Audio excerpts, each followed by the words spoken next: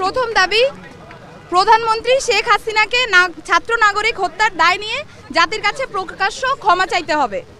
দ্বিতীয় দাবি, আইন শৃঙ্খলা রক্ষাকারী বাহিনী ও দলীয় ক্যাডার এবং সন্ত্রাসী কর্তৃক ছাত্র নাগরিক হত্যার দায় নিয়ে স্বরাষ্ট্রমন্ত্রী আসাদুজ্জামান খান কামাল, সড়ক পরিবহন ও সেতু মন্ত্রী ওবায়দুল কাদের, শিক্ষামন্ত্রী মহিবুল হাসান চৌধুরী নয়ফেল, আইনমন্ত্রী আনিসুল হককে মন্ত্রী পরিষদ থেকে পদত্যাগ করতে হবে।